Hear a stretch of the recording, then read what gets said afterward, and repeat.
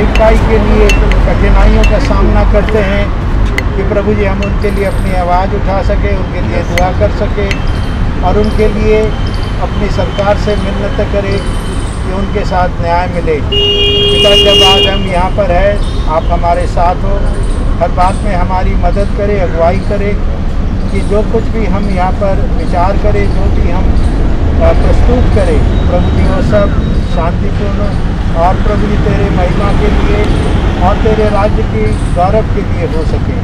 प्रत्येक बातों में तेरी ओर ताकते धन्यवाद देते हैं। आज के पूरे दिन के इस कार्यक्रम पर तेरी आशीष चाहते, धन्यवाद के साथ ये प्रार्थना यीशु के नाम से मांगते हैं। प्रेज़ द लॉर्ड सबको। जैसा कि आप सबको मालूम है कि इंडिया में किस तरीके से परसिक्यूशन हो रहा है। अभी एकदम लेटेस्ट, अभी मैं 6 महीने का आपको बताऊंगी कि 347 केसेस हो चुके हैं क्रिश्चियंस के साथ परसिक्यूशन के। और उन्हीं में जो मेन केसेस हैं वो है उड़ीसा में एक 14 साल के बच्चे को मर्डर किया, किडनैप करके उसको मर्डर किया सिर्फ इसलिए क्योंकि वो प्रभु यीशु में आस्था रखता था। उसके बाद एकदम पुलिस एट्रोसिटी हुई, क्रिश्चियन एक फादर और बेटे को तमिलनाडु में मारा गया पुलिस के द्वारा। तो इन्हीं और इसके अलावा छत्तीसगढ़ में एक लेडी के साथ, क्रिश्चियन लेडी के साथ रेप किया, उसके बाद उसका मर्डर कर दिया गया। कुछ चीज़ें जो हमारा मीडिया हाईलाइट नहीं कर रहा। और अभी फरीदाबाद में लेटेस्ट जबरन एजी चर्च की एक प्रॉपर्टी थी स्लम में, जहां पर जबरन उन लोगों ने अपना मूर्ति रख दी और वहां पर पूजा स्टार्ट कर दी। तो ये इस तरीके के केसेस हो रहे हैं जहां पर हमसे हमारा अधिकार छीना जा रहा है, जबकि संविधान ने हमें अधिकार दिया है कि हर धर्म अपनी पूजा आस्था आराधना कर सकता है। तो हमसे ये सब क्यों किया जा रहा है, छीना जा रहा है, उस पर हम लोगों ने आज ये प्रोटेस्ट रखा है, जिसमें कि 2 चीज़ें मेन है कि persecution with Christian in India and second one is police atrocity. तो इसके लिए आज हम लोग यहाँ पर जमा है। हमारे साथ पास्टर अब्राहम साहू हैं, पास्टर यशवंत पॉल हैं, मिस्टर माइकल विलियम हैं, तो ये लोग हमारे साथ हैं।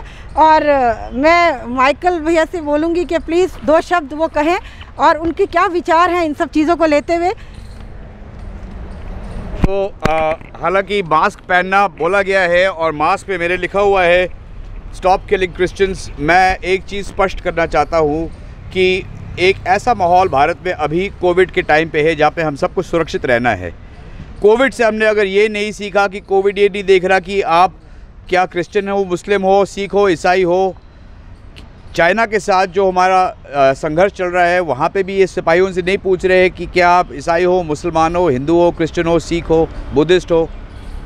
हर व्यक्ति जो भारतवासी है वो उसका फ़र्ज़ बनता है कि इकट्ठा खड़ा हो। ये वो समय नहीं है कि अलग अलग विभाजन किया जाए। और मेरी विनती मुख्यमंत्री उड़ीसा से यही है, हमारे प्रधानमंत्री मोदी जी से ये है, हमारे गृह मंत्री अमित शाह जी से यही है कि आप जो भी व्यक्ति इस तरह की डिवाइसिव पॉलिटिक्स खेल रहा है, एक आदमी को दूसरे आदमी से उसके धर्म के कारण एक बंटवारा करना चाहता है, आप इन लोगों को टोकें और रोकें। ये समय आ गया है इस देश में, क्योंकि प्रभु यीशु मसीह ने हमें सिखाया है कि कोई भी आपको मारे एक गाल पे तो दूसरा गाल दिखाइए। आप जानते हैं कि सारा जो ईसाई समुदाय है एक नॉन वायलेंट अहिंसा समुदाय है, लेकिन हम भी नागरिक हैं और हम कानून को जानते हैं, हम भी कानून का पालन करते हैं। कानून का पालन करना मतलब ये है कि कोई अगर अत्याचार करेगा तो जो कानून के अंदर लिखा है वो उसके ऊपर हम लागू करेंगे।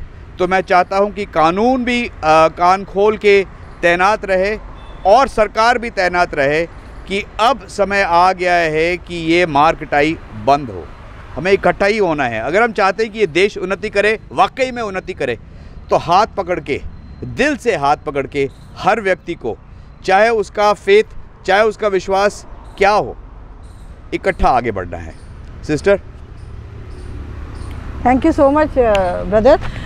जैसे कि भैया ने बोला कि मिस्टर माइकल विलियम यूसीएफ के चेयरमैन हैं और इन्होंने अपना प्रेशियस टाइम निकाला। Thank you so much brother. और जो कि जिस तरीके से भैया ने बोला, ये हकीकत है कि इस समय मोदी जी को और अमित शाह जी को हमारी तरफ ध्यान देना पड़ेगा, क्योंकि देश में यदि एकता बनी नहीं रही तो ये देश नहीं चल पाएगा। तो thank you so much brother. अभी मैं रिक्वेस्ट करूँगी ब्रदर मिस्टर संजय कनौजिया जी से। ये मिस्टर संजय कनौजिया है जो दलित समाज से हैं और एक अच्छे एक्टिविस्ट हैं और हमेशा हमारे साथ मिलकर रहते हैं, क्योंकि आजकल जो कुछ भी हो रहा है वो माइनॉरिटीज़ के साथ हो रहा है, जिसमें हम सब आते हैं, क्रिश्चियन, हिंदू, क्रिश्चियंस, मुस्लिम, सिख और दलित। तो मैं संजय जी से कहूँगी कि आजकल जो ये माहौल बना हुआ है, जो संविधान का अधिकार हमसे छीना जा रहा है, उसके लिए आपके क्या विचार हैं? 2 शब्दों में आप बताइए। ये देश का दुर्भाग्य है कि इस कोरोना संकट के वक्त भी हम लोगों को अपनी सुरक्षा, अपने मौलिक अधिकारों के लिए इकट्ठा होना पड़ रहा है। जहाँ देश के अंदर सोशल डिस्टेंसिंग की बात हो रही है, कोरोना से लड़ने की बात हो रही है, वहाँ लड़ाई अल्पसंख्यक समुदायों से भी हो रही है। एक ऐसा वर्ग जो देश के अंदर जितने भी अल्पसंख्यक वर्ग हैं उनको रुला रहा है। आज क्रिश्चियन समुदाय के साथ जिस तरह का व्यवहार किया जा रहा है, ये बड़ा ही अशोभनीय है। आज हम उड़ीसा भवन के सामने खड़े हैं, यहाँ पर उनके मुख्यमंत्री से मांग कर रहे हैं। उड़ीसा वो प्रदेश है जहाँ क्रिश्चियन समुदाय के एक बहुत बड़े महान पादरी का एक आरएसएस के गुंडे ने, दारा सिंह, जिसने एक जीप के अंदर उसके और उसके परिवार को जला दिया था। त्राहिमाम मतलब पूरे देश के अंदर एक हाहाकार मच गया था कि ये हो क्या रहा है, और वो परंपरा आज तक चली आ रही है।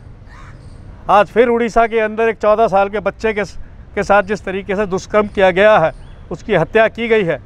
आज हम उसी मांग को लेकर खड़े हैं। बड़ा दुर्भाग्य है इस देश का। एक जगह देश के प्रधानमंत्री अमेरिका के राष्ट्रपति ट्रंप का स्वागत करते हैं, पूरा यूरोप जो ईसाई समुदाय से भरा हुआ है, आज के इस कोरोना संकट काल के साथ साथ जो सीमा विवाद के मामले चल रहे हैं, जो तीसरे वर्ल्ड वार की स्थिति बनी हुई है, उस पर पूरा यूरोप हिंदुस्तान के साथ खड़ा है और हिंदुस्तान उस ईसाई समुदाय के खिलाफ लड़ रहा है। ये घिनौनी हरकत, ये दोगली नीति इस देश में बंद कीजिए। ये आरएसएस वाले, देश के प्रधानमंत्री, गृह मंत्री को होश में आ जाना चाहिए कि इस वक्त पूरा यूरोप हमारे साथ खड़ा है। वो समुदाय जो प्रभु यीशु पर विश्वास करता है, वो पूरी दुनिया, आधी दुनिया के लोग हमारे साथ आज खड़े हमारी रक्षा के लिए।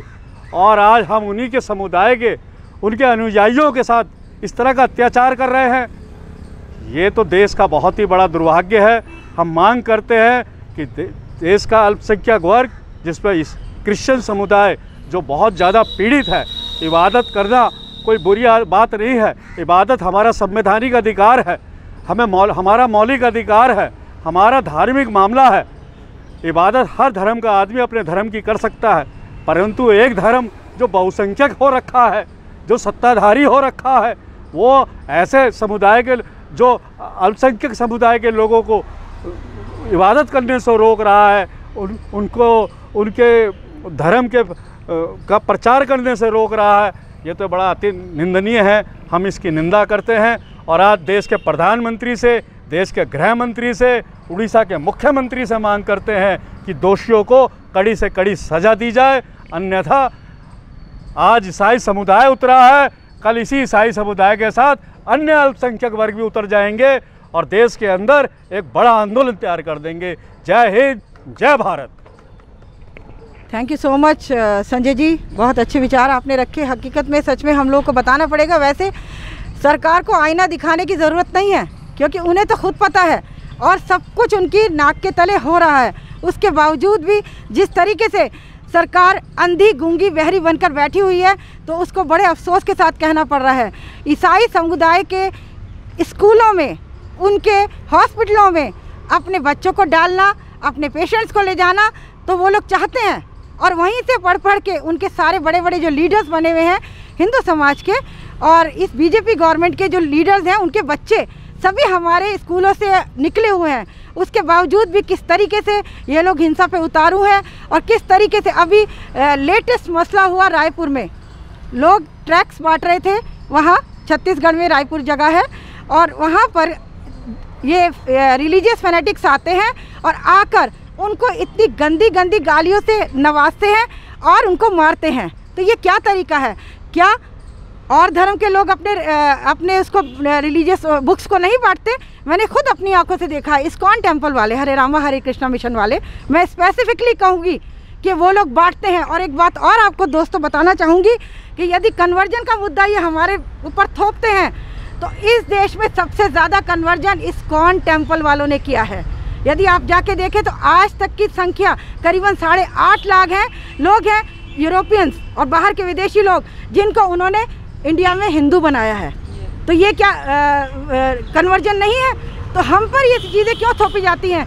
यदि ये कन्वर्जन का हम पर लांछन लगाते हैं तो फिर हम 2.3% क्यों हैं इंडिया में? सबसे ज़्यादा कम रेशो क्यों है? 1970 में हमारा रेशो जो था वो 2.6 था, वो इंक्रीज होने के बजाय डिक्रीज हुआ, कम हुआ। तो ये क्या वजह है? इसके ऊपर हमारे ऊपर इल्ज़ाम है कि हम लोग कन्वर्जन करते हैं। तो ये सरासर बेइंसाफ़ी है। देश में सबको जीने का अधिकार है, संविधान ने हमको अधिकार दिया है। इस चीज़ की, इस मनमानी को हम नहीं मानेंगे। और जो चीज़ें भी अभी उड़ीसा में, तमिलनाडु में, छत्तीसगढ़ में और सब जगहों में हुई है, उनको हम कंडेम करते हैं।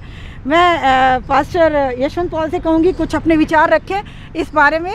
पास्टर जी गाज़ियाबाद से हैं और एक अच्छी मिनिस्ट्री चला रहे हैं। जी pastor ji continue. Thank you. हम सब भारतीय हैं और हम सबका अधिकार समान है। संविधान किसी भी वर्ग को, किसी भी समुदाय को विशेष का दर्जा नहीं देता। भारत के निर्माण में जितना अन्य वर्गों का योगदान है उतना ही मसीही समाज का भी योगदान है। चाहे वो शिक्षा का क्षेत्र हो, चाहे वो स्वास्थ्य का क्षेत्र हो, यहाँ तक कि इंडस्ट्री में भी मसीही समुदाय का बहुत बड़ा योगदान रहा है। लेकिन ये बड़े ही दुर्भाग्य की बात है कि मसीही समुदाय के ऊपर बड़ी ही घोर परिस्थितियाँ उत्पन्न हुई हैं, उत्पीड़न हो रहा है। चाहे वो तमिलनाडु में हुआ हो, चाहे अभी उड़ीसा का जिक्र हो रहा है, वो छोटी सी बच्ची के साथ दुष्कर्म हुआ हो। और मैं आपसे कहना चाहता हूँ, दुष्कर्म जब करते हैं तो बेटी ही होती है। जिन्होंने आज हमारी बेटी के साथ किया, अगर आप उन्हें साहस देंगे तो कल वो आपकी बेटी के साथ भी करेंगे। तो इसकी हम घोर निंदा करते हैं। साथ में हम मांग करते हैं हमारे सम्माननीय मुख्यमंत्री उड़ीसा से, हमारे देश के सम्माननीय प्रधानमंत्री श्री नरेंद्र मोदी जी से, हमारे देश के गृह मंत्री श्री अमित शाह जी से कि इन लोगों के खिलाफ कड़ी से कड़ी कार्रवाई करें। साथ में हमारे समुदाय को सामने आकर आश्वासन दें कि ना तो हमारी इबादत गाहों में वो घुसेंगे, ना हमारी आस्था के खिलाफ कुछ कहेंगे, ना जो आस्था हम रखते हैं उसके खिलाफ वो बोलेंगे। इबादत करने का, आराधना करने का अधिकार हर समुदाय को है। भारत के संविधान ने हमको भी वही अधिकार दिया है जो आपको दिया है। तो हम आपसे मांग करते हैं, कृपया हमें न्याय दिलाएं। प्रभु आप सबको बहुत बहुत बरकत दे। Thank you very much.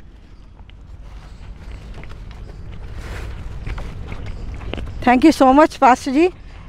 ये लोग हमारे धर्म के अनुयायी हैं, लोग हैं जो कि हमें ये रास्ता सिखाते हैं कि हम किस तरीके से प्रेम प्यार में बने रहें और अपने रास्तों को तय करें। Thank you so much pastor ji again.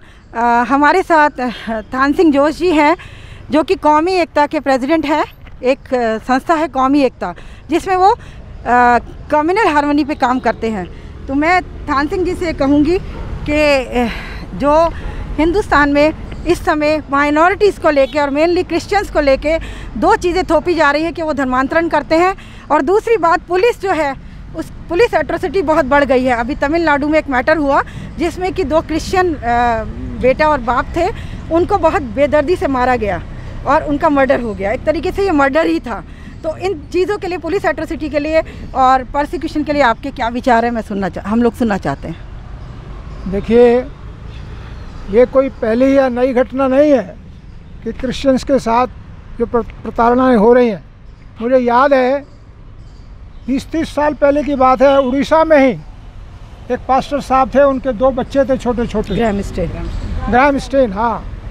तो उनका भी कत्लेआम इसी तरह से किया गया था और ये आरोप लगाया गया था कि ये धर्मांतरण करा रहे हैं। और ये लगातार इसी तरह कभी किसी स्टेट में, कभी किसी स्टेट में, कभी झारखंड में, कभी छत्तीसगढ़ में, ये उड़ीसा की फिर नई वारदात हमारे सामने आई है। और अभी पिछले ही दिनों जो खबर थी, तमिलनाडु के जो बाप बेटा दोनों को पुलिस ने अपनी हिरासत में लेकर उनके साथ इतना बुरा बर्ताव किया कि उनकी मौत हो गई। आज जिस हम लोग यहाँ जिस प्रोटेस्ट में शामिल हो रहे हैं, मैं आपको बताना चाहता हूँ कि ये जो सरकार आज चल रही है, ये माइनॉरिटी विरोधी सरकार है, ये सेकुलरिज्म के विरोध की सरकार है, ये डेमोक्रेटिक पैटर्न की जितने भी कार्य चल रहे हैं उन सब के विरोधी सरकार है। और उड़ीसा में जो मुख्यमंत्री हैं वो इनके बहुत भक्त हैं। उनसे मैं मांग करूंगा कि फ़ौरन इस पर कार्रवाई होनी चाहिए और जो कातिल हैं जिन्होंने वारदातें की हैं उन पर कड़ी से कड़ी कार्रवाई होनी चाहिए। मैं आपको अपनी तरफ से और अपने संगठन कौमी एकता मंच की तरफ से आप सब लोगों को मैं ये विश्वास दिलाना चाहता हूँ कि हम आपके साथ हैं। और हिंदुस्तान में जब तक सारी कम्युनिटी, ख़ास तौर से जो माइनॉरिटी कम्युनिटी है वो इकट्ठा नहीं होंगी तो वो प्रताड़ना के शिकार होते रहेंगे। मैं इन्हीं शब्दों के साथ अपनी बात ख़त्म करता हूँ। धन्यवाद। पास्टर आलोक सिन्हा से रिक्वेस्ट करूँगी कि आप भी अपने विचार रखिएगा। पास्टर गाज़ियाबाद में है और इनकी अपनी बहुत अच्छी मिनिस्ट्री है। लीजिए pastor. Thank you very much. आज इस मौके पर जबकि हम सब लोग यहाँ इसलिए हाज़िर हुए हैं ताकि अपने प्रोटेस्ट को दर्ज करा सके, मैं एक ख़ास बात कहना मांगता हूँ। हम उस मसीह समाज से हैं और उस विचारधारा के लोग हैं जिन्होंने बाइबल में प्रभु यीशु मसीह से प्रेम के संदेश को सीखा है। और हम लोग प्रेम का सुसमाचार प्रचार करते हैं और प्रेम के फॉलोअर भी हैं। इसीलिए हम अपने विरोधियों के साथ झगड़ा नहीं करते या कुछ और किसी तरीके के विवाद में नहीं जाते। इसलिए हम इस देश की तमाम जनता को और अपने माननीय प्रधानमंत्री जी को और माननीय गृह मंत्री जी को और उड़ीसा के मुख्यमंत्री जी को और तमाम उन नेताओं को जो सत्ताधारी हैं और इस वक्त अधिकार में हैं, उन सब से ये विनती करना चाहते हैं कि इबादत का वो अधिकार जो हम सबको परमेश्वर की ओर से और संविधान की तरफ से भी मिला है, उससे रोकने की कोशिश ना करें। क्योंकि ये हम कोई अलग सा काम नहीं कर रहे, हम कोई बुरा काम भी नहीं कर रहे, हम तो सिर्फ परमेश्वर की आराधना कर रहे हैं। और ना सिर्फ इतना, वरन हम अपने देश के निमित्त और अपने सब आला अफसरों के निमित्त और नेताओं के निमित्त, जैसे परमेश्वर के वचन में भी लिखा है कि उनके लिए प्रार्थना किया करो। सो हम अपने देश की उन्नति के लिए प्रार्थना करते हैं। और जैसे याबेस की दुआ है, वैसे ही हम भी ये दुआ करते हैं कि काश कि परमेश्वर हमारे देश को बढ़ाए, उन्नति दे। सो एक ऐसे कौम के लोगों को सरेआम मार डालना और सरेआम उसकी बेइज्जती करना, रेप करना और बाकी चीज़ों को करना, इसके विषय में इतना ही कहना मांगता हूँ, ये अपनी हानि की बात है। यदि आपके लिए प्रार्थना करने वाले लोग ही नहीं होंगे तो आप कैसे उन्नति करेंगे? आपकी सब चीज़ें बेकार हो जाएंगी। So once again I want to say stop killing Christians, just stop doing all bad things. खुदा आप सबको बरकत दे। Thank you so much pastor ji. बहुत अच्छा आपने बोला। हकीकत में यदि प्रार्थना करने वाले लोग ही नहीं रहेंगे तो देश कैसे बचाया जाएगा? जहाँ तक मैं मानती हूँ कि मोदी जी भी बहुत प्रार्थना करते हैं और पिछले दिनों में गुजरे समय में उन्होंने बहुत घंटियाँ भी बजवाई है सबसे। तो हर एक किसी की किसी ना किसी भगवान में, खुदा में, अल्लाह में, यीशु में आस्था है। तो उस आस्था से कोई कैसे हमें रोक सकता है? इन्हीं सभी चीज़ों को लेके आज हम लोग थोड़ा गुस्से में भी है, जबकि प्रभु यीशु ने हमें सिखाया शांति से, और इसी शांति को बनाए रखते हुए हमने ये प्रोटेस्ट रखा है। पास्टर विवेक पटनायक से मैं कहूँगी कि उड़ीसा से हैं पास्टर जी, और उनके क्या विचार हैं। 2 मिनट अपने विचार आप रखें।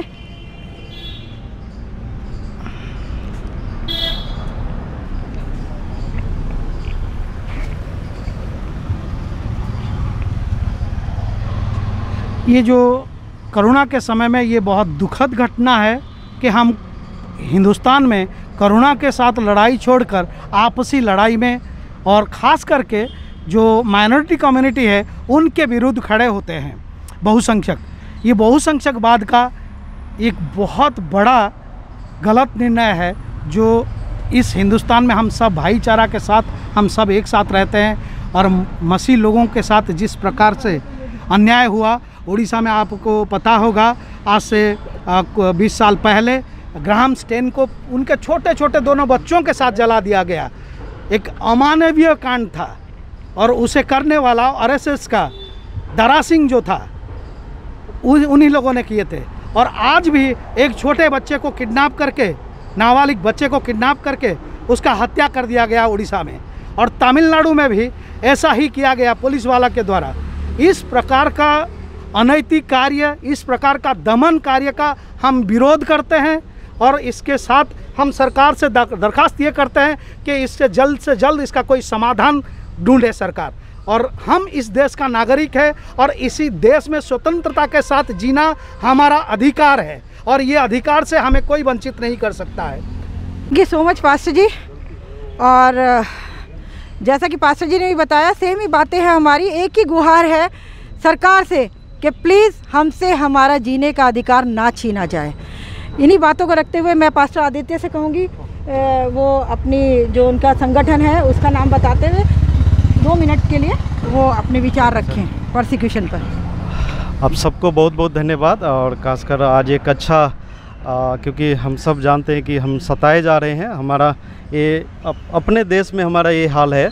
और खासकर मैं साहू जी के लिए बहुत आभारी हूँ और इनके साथ मैंने बहुत 20 साल पहले से काम किया हूँ थ्रू सेवा भारत। सर आप शायद भूल गए होंगे, लेकिन आप लोगों के साथ हमने काम किया और बहुत अच्छा ये मैं कल और पिछले दिनों में मैसेज देखा तो बहुत अच्छा लगा कि एटलीस्ट कम से कम हम लोग अपने इस देश के लिए जो हर एक जगह सताव आ रहा है उसके लिए हम कार्य करें। और ख़ासकर हम उड़ीसा गवर्नमेंट से हम रिक्वेस्ट करते हैं कि अपने स्टेट में जो कुछ भी हो रहा है, पहले भी बहुत सारे सताव वहाँ पे हुए हैं और हम रिक्वेस्ट कर रहे हैं उनसे कि प्लीज़ आप अपने स्टेट में माइनॉरिटी के लिए रक्षा कीजिए। और नहीं तो हम लार्ज लेवल पे इसको हम आगे लेके जाएंगे क्योंकि मसीह इतने कमज़ोर हम लोग नहीं हैं।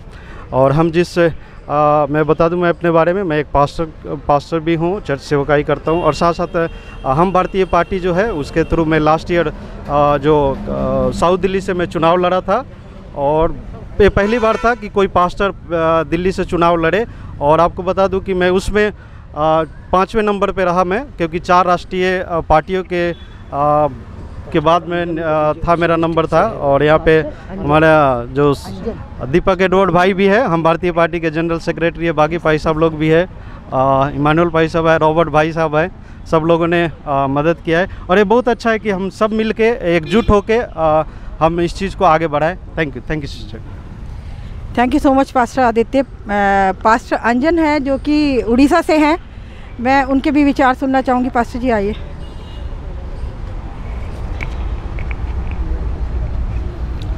सबको जय मसीह की। और हम क्रिश्चियन लोग जो मिलते हैं जय मसीह की कहते हैं। दुख में भी हम खुश है। लेकिन हमारे साथ जो भी हो रहा है सबको ये बातें मालूम है और हम ये दरख्वास्त करते हैं सरकार से कि हमारी बातों को सुने। और जब छोटे इंसान की माइनॉरिटी बातों को उठाता है, दुनिया के आखिरी तक ये बातें पहुंचता है, सरकार को ये बातों मालूम चलना चाहिए। और मैं सबको फिर से धन्यवाद देता हूं कि आप लोग आए हैं। ऐसे ही हम आते रहेंगे, जितने भी माइनॉरिटी के विरोध में होता है हम स्वर जरूर उठाएंगे। सबको धन्यवाद। Thank you so much pastor ji. मैं एक रिक्वेस्ट करना चाहूँगी। एक्चुअली तमिलनाडु भवन भी पास में ही है, यदि कुछ लोग ज्वाइन करना चाहते हैं तो अच्छा रहेगा। हम लोग तमिलनाडु भवन पे 5 मिनट चले, या पास्टर जी आप सलाह दीजिए। ठीक है, अभी हम लोगों का नेक्स्ट प्लानिंग ये है कि हम लोग यहाँ उड़ीसा भवन में एक मेमोरेंडम देंगे, उसके बाद तमिलनाडु भवन में एक मेमोरेंडम दिया जाएगा, और फिर पीएम और अमित शाह जी को हमारा मेमोरेंडम जाएगा लिस्ट के साथ, जो 347 केसेस इन 6 मंथ में परसिक्यूशन के हुए हैं, उस लिस्ट के साथ हम लोग ये मेमोरेंडम देंगे। मैं पास्टर साहू से रिक्वेस्ट करूँगी कि क्लोजिंग प्रेयर करें, और उससे पहले मिस्टर नोएल शशि से रिक्वेस्ट है कि वो वोट ऑफ थैंक्स बोलेंगे।